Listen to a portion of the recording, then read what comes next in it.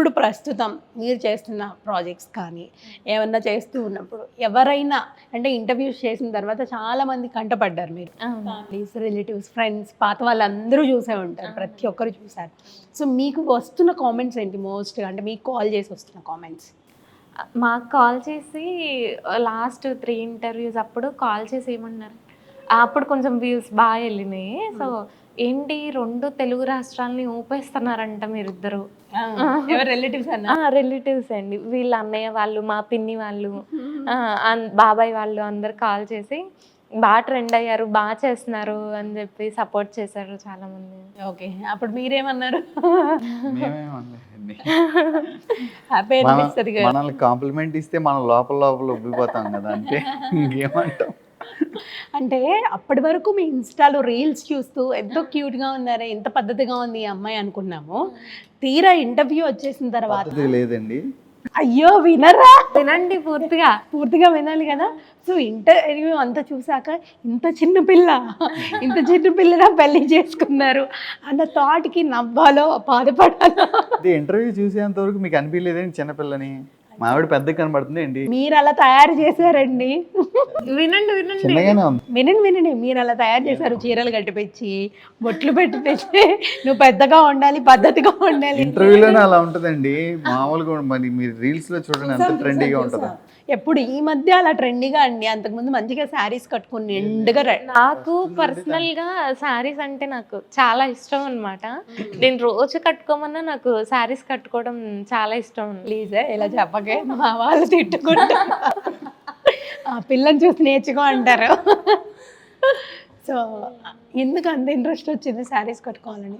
అంటే అట్లా తెలియదు, అనిపించదు. ఎప్పుడు శారీ కట్టుకోవాలన్నా ముందే అన్ని అరేంజ్ చేసి. మీరు అదృష్టవంతులండి బాబు. చాలా అదృష్టవంతులు.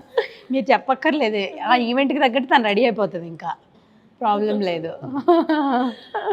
సో అంటే ఎప్పుడు టేక్స్ చేయలేదా? ఏమన్నా షూట్ జరుగుతున్నప్పుడు ఎక్కువ టేక్స్ తీసుకోదా తను? తను ఎక్కువ తీసుకుంది, నేను ఎక్కువ తీసుకున్నాను. అవునా?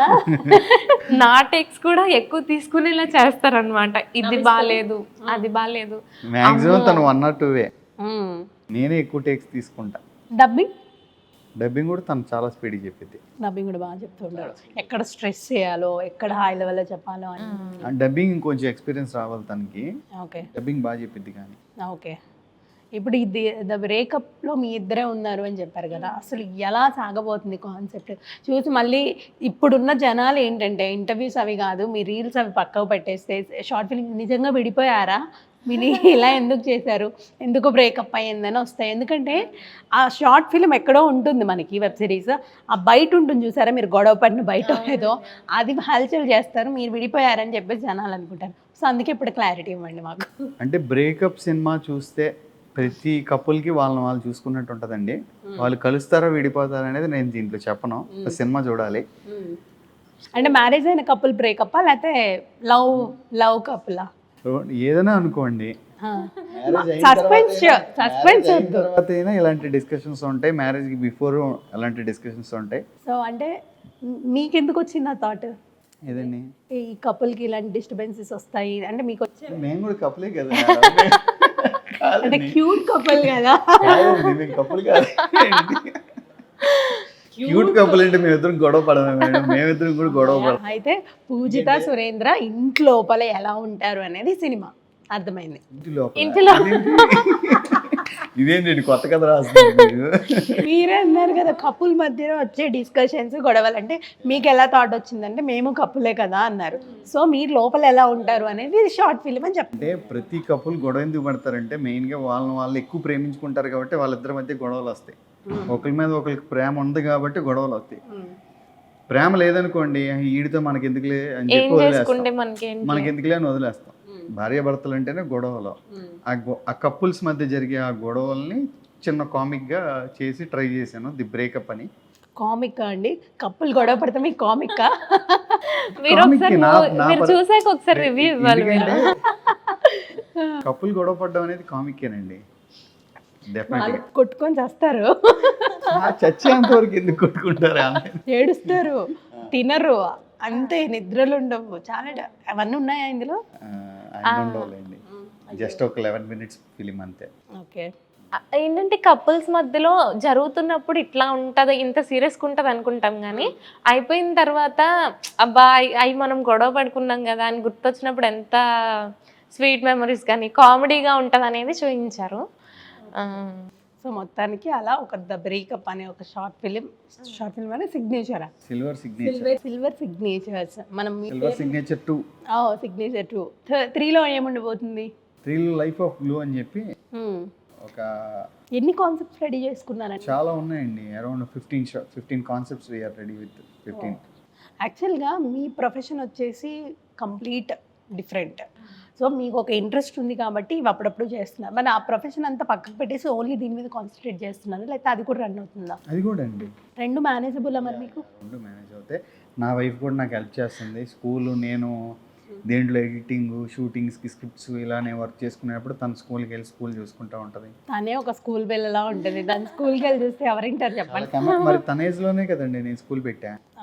ఆయన 19 yearsలో ఇప్పుడు తన ఏజ్లో స్కూల్ లీడ్ చేస్తుందో అదే ఏజ్లో నేను స్కూల్ని లీడ్ చేశాను. ఇప్పుడు స్కూల్ని లీడ్ చేశారు, అమ్మాయిని లీడ్ చేశారు, పెళ్లి చేస్తారు. అమ్మాయిని లీడ్ చేయలేదండి. అమ్మో, ఈ మేడం గారి ఇంటర్వ్యూ చాలా కాంప్లికేటెడ్గా ఉంది. ఏంటండి సిఐడి క్వశ్చన్స్ ఇవి?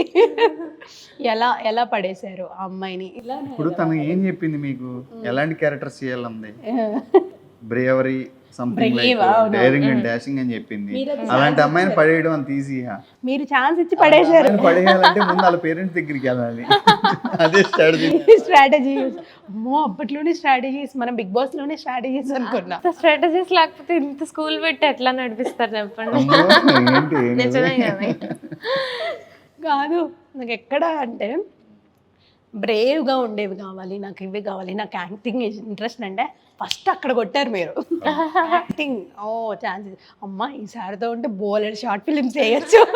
అప్పుడు తెలియదు, చిన్న ఏజ్. మా మమ్మీ చెప్పింది ఓకే ఆ సినిమా చేయొచ్చు, అలానే అనుకునేదాన్ని. అంటే నేను 7th వరకు ఉన్న ఇంట్రెస్ట్ నాకు ఏంటంటే కొంచెం 10th వచ్చాక స్టడీస్ మీదకి షిఫ్ట్ అయిందనమాట. తర్వాత డాడీ లేకపోవడం, మమ్మీ నేను చూసుకోవాలి, స్టడీస్ మీద కాన్సన్ట్రేషన్ ఎక్కువైపోయింది, మూవీస్ మీద తగ్గిపోయింది.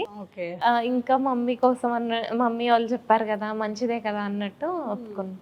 పెళ్లి చేసుకొని మళ్ళీ ఇప్పుడు మూవీస్ వైపుకి మళ్ళీపోయాను. Okay. Hit TV presents like, share, comment.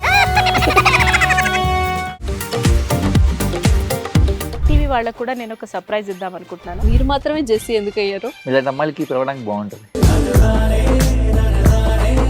Chandu సాయికి like you and have a, జనాలకి ఒక పేరు నచ్చిందంటే దీనికి ఒక ప్రాసెస్ ఉంటుంది. ఎందుకు ప్రాసెస్? డైరెక్ట్కి వెళ్ళిపోదాం. ఏదైనా ఒకటి మర్చిపోయినావా నువ్వు? ఏం మర్చిపోయావు? ఏదో ఆ టైంకి మన సుడి బాగుంటే ఎవరన్నా చూపిస్తే రాయగలం, కానీ డోర్ టు డోర్ సేల్స్ చేసేవాళ్ళు. శారీ వస్తుంది, శారీలో వెనకాల కట్టుకుని